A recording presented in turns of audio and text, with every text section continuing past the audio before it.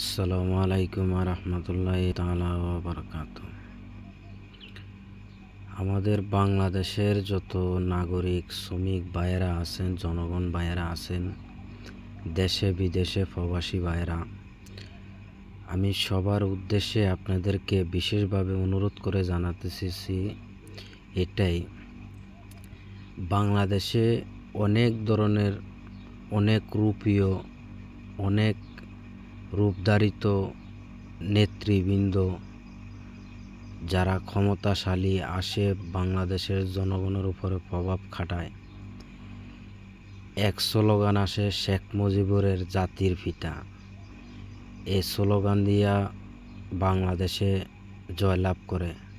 আরেক স্লোগান জয় বাংলার, কত জিয়ার সৈনিক এক হও লড়াই করো। আমি বাংলাদেশের জনগণরে বলবো, জাতির পিতা বঙ্গবন্ধু বলেন লড়াই করো, তারপরে বাংলাদেশ জিন্দাবাদ বলি। বাংলাদেশের জনগণ আপনারা শিক্ষিত নামের মূর্খরা, যারা জিয়ার সৈনিক বলি করো এক হও লড়াই করো, আপনারা বাস্তবতায় যেটা সঠিক নিয়মে যেটা ব্যবহৃত হয় এটার প্রতিবাদ করতে আপনারা তো দেখা যায় না। কেন দেখা যায় না? আপনারা তো সেটার প্রতিবাদ জানেন না।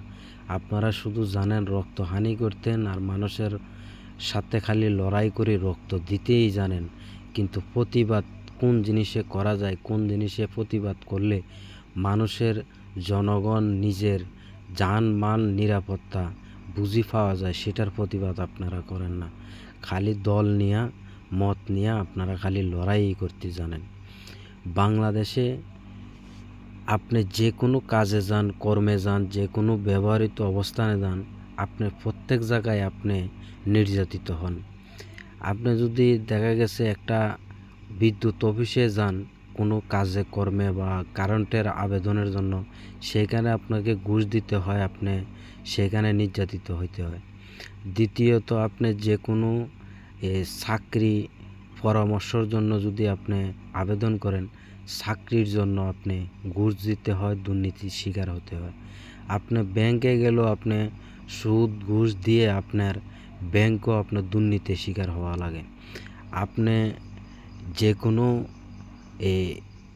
কোর্ট কাছারি আইন প্রশাসনের কাছে মামলা দায়ের করলে সেখানেও আপনার ঘুষ বিনিময় করা লাগে, আপনি সেখানেও নির্যাতিত হন।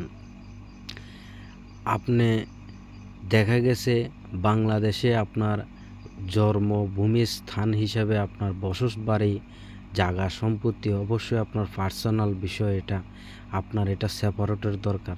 সেখানে ভূমি অফিসে গেলেও আপনার সুদ ঘুষ দুর্নীতিতে আপনি নির্যাতিত হন। তাহলে সেখান থেকে আপনার রুটে আসলে, আপনার যাতায়াতের পথে আসলে সেখানেও আপনার চাঁদাবাজি, টেন্ডারবাজি, দুর্নীতির শিকার হন।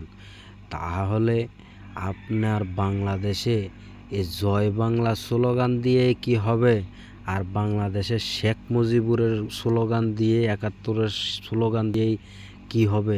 আমাদের সাধারণ জনগণ যেভাবে আছি সেভাবেই রইলাম, আমরা নির্যাতিত হয়ে আজীবন মানুষের কাছে প্রতিবন্ধী হয়ে, যারা চাকরিজীবী হয়, যারা লেখাপড়া করে মানুষের এই স্কুল প্রতিষ্ঠানে যারা শপথ নেয় যে আমরা শিক্ষা অর্জনের ভিত্তিতে আমরা বাংলাদেশের সাধারণ জনগণের কোনো উপকারিত কাজে আমরা ব্যবহৃত হব, তারা যে প্রতিজ্ঞা নেয় আর যে মানুষের যে আত্মভরসা দিয়ে যারা চাকরিগুলা করে, বড় বড় মেল কারখানা, বিভিন্ন চাকরিজীবী যারা আছে, প্রত্যেক জায়গায় যদি আমরা বাংলাদেশের জনগণ যদি আমরা নিরাপত্তাভাবে যদি চলতে না পারি, আমরা যদি প্রত্যেক জায়গায় আমরা যদি নির্যাতিত হই, তাহলে শেখ মুজিবুরের ৭১-এর স্বাধীনতা দিয়ে আমরা বাল ফালামু, আর আমরা জয় বাংলার স্লোগান দিয়ে শেখ জিয়ার সৈনিক লড়াই করে রক্তহানি করে কি আমরা বাল ফালামু? আমরা দেশের জনগণ সবাই অনুরোধ করে বলি, দল মত সব ভিন্ন পথে রেখে বাংলাদেশ দুর্নীতি করি, বাংলাদেশের জনগণ যারা নিরীহ মানুষের আত্মবিশ্বাস মর্যাদা কেড়ে নিয়ে মানুষকে দুর্নীতি স্বীকার করতেছে, আপনারা প্রকাশ্যে তাদের বিরোধিতা করে আপনারা তাদের পক্ষে না গিয়ে মজলুম যারা আছে জনগণ তাদের পক্ষে গিয়ে আপনারা তাদের বিরোধিতা করে দেশ থেকে সিন্ডিকেট মুক্ত, চাঁদাবাজ মুক্ত, দখলবাজ মুক্ত, দুর্নীতি মুক্ত, সন্ত্রাস মুক্ত, এমনকি মানুষকে হয়রানিমূলক যারা আইন প্রশাসন যারা শ্রমিকদের উপরে চালায় নির্যাতন, যারা এই গার্মেন্টস বলেন বিভিন্ন শিল্প কারখানায় চাকরি করে যারা মগবাজি করে, এই জনগণের উপরে চাপাই দিয়ে সিন্ডিকেট করে, জনগণের রক্ত শুষার টাকা বিদেশে পাচার করে, মানুষকে হয়রানিমূলকভাবে মানুষকে অত্যাচার করে, তাদের বিমরিদে আপনারা প্রত্যেক বাংলাদেশের নাগরিক একতা হয়ে তাদের সামনে মোকাবিলা করার জন্য আপনারা প্রস্তুতি নেন। আমি মানি না কোনো আওয়ামী লীগ, মানি না কোনো বিএনপি, আমরা সাধারণ জনগণ নিরাপত্তার ভিত্তিতে বাংলাদেশে বাঁচতে চাই। মানুষকে বাঁচার মতো পরিকল্পনা নিয়ে মানুষকে আত্মবিশ্বাসের মর্যাদা দিয়ে বাংলাদেশটা গঠিত করতে চাই। আমরা কোনো জয় বাংলাও মানি না, আমরা কোনো শেখ মুজিবও মানি না, আমরা কোনো দলকে আমরা বরখাস্ত করি না। আমরা চাই বাংলাদেশের জনগণ কোনো জায়গায় যেন আমরা যাই যেন হয়রানিমূলকভাবে আমরা শিকার না হই, আমরা দুর্নীতি যেন শিকার না হই, শান্তশিষ্ট বাংলাদেশ আমরা যেন বুঝে নিতে পারি, তার জন্য আমরা বাংলাদেশের জনগণ সবাই একতা হয়ে আমরা লড়তে চাই। কে সাংবাদিক, কে মিডিয়ার, প্রত্যেকে আপনারা দলমত বিবেচনা করি আপনারা পরিকল্পনাভাবে আপনাদের দেশের কল্যাণের জন্য, মানুষের কল্যাণের জন্য, গরিব অসহায়ের পাশে দাঁড়ানোর জন্য আপনারা সহযোগিতা করি। বাংলাদেশের জনগণের মুক্তি কামনার জন্য এক লড়াইয়ের দরকার, যে লড়াইয়ের কারণে বাংলাদেশে ইসলামের কায়েম, এমনকি আল্লাহ রাসুলের বিধিবিধান অনুসারে বাংলাদেশটা যেন আল্লাহর পার্লামেন্ট হিসাবে, আল্লাহর কোরআনের দাবি হিসাবে যেন ইসলাম কায়েম হয়, যে ইসলামের কারণে বাংলাদেশের মানুষ দুর্নীতির জন্য মুক্তি পায়। সবাই সেই কামনায় আপনারা রাজপথে ডাক দেন। আমরা যেন আর দলমত যেন না দেখি, যে দলমতের কারণে আমরা বাংলাদেশের জনগণ হয়রানি হই, রোডে ঘাটে বিভিন্ন ক্ষেত্রে আমাদের মা বোনদের কোনো নির্যাতিত হয়, আমার মা বোনদের কোনো দেখা গেছে সামান্য কাজের জন্য রোড গার্ডে বাড়িতে পারে না, নির্যাতিত হয়। এমনকি গোষ্ঠী বিরোধ করতে যায় মানুষে অনেক মার্ডার, হামলা মামলায় অনেক কিছু হ্যারাসমেন্ট হওয়া হয়, অনেক কিছু মানুষের নির্যাতিত হয়। এগুলা বাদ দিয়া আমরা কিভাবে আগামী দিন বাংলাদেশটা পরিচালনা করি, বাংলাদেশের মানুষকে মুক্তিকামী করতে পারি।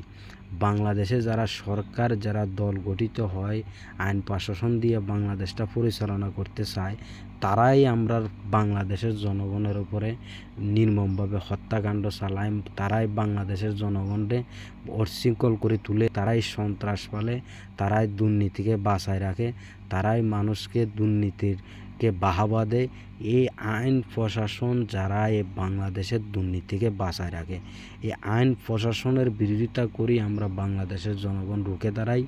এমনকি চাঁদাবাজ, টেন্ডারবাজ, দখলবাজ, দুর্নীতিবাজ সব কিছুর বিমূর্তে আমরা বাংলাদেশের জনগণ একতা হয়ে রাজপথে আমরা ইসলামের কায়েম করার জন্য, আল্লাহ রাসুলের বিধিবিধান অনুসারে যেন 1 ইঞ্চি মাটি শস্য পরিমাণ দানা যেন হক নিবারণভাবে যেন এক সমানভাবে বিতরণ হয়, সেই ইনসাফ আর সেই আল্লাহ রাসুলের আল কোরআনের বাণী হিসাবে আমরা বাংলাদেশটা ইসলাম কায়েম করতে চাই। আর কোনো আইন প্রশাসন, দুর্নীতি, চাঁদাবাজ, টেন্ডারবাজ, দখলবাজ, কে আওয়ামী লীগ, কে বিএনপি, এসব দলমত বাদ দিয়ে আমরা এমন একটা রাষ্ট্র গঠিত করতে চাই, আপনি কৃষকের ছেলেও আপনার ক্ষমতা থাকবে, আমি শ্রমিকের ছেলেও আমার ক্ষমতা থাকবে, আমি প্রবাসী আমার ক্ষমতা থাকবে, আমি গার্মেন্টস শ্রমিক আমার ক্ষমতা থাকবে, আমি রিক্সা চালক আমার ক্ষমতা থাকবে, আমি ভ্যান চালক আমার ক্ষমতা থাকবে, আমি কৃষিক্ষেত্রে কাজ করে খাই আমার ক্ষমতা থাকবে। সেই ক্ষমতাটা আমি যে কোনো আদালতে যাই, আইন প্রশাসনের কাছে যাই, যে কোনো অফিসে যাই, যে কোনো মন্ত্রণালয়ে যাই, আমি যেন তার হক বিচারটা যেন পায়, সেটার জন্য বাংলাদেশের জনগণ একটা লড়াই করার দরকার। যে লড়াইয়ে দুর্নীতি বাংলাদেশ থেকে পালিয়ে বুকরা পিন্দি যেন বিদায় হয়, এমনকি মানুষের সামনে আর প্রকাশ্যে এসবগুলা যেন করি না বেড়াইতে পারে।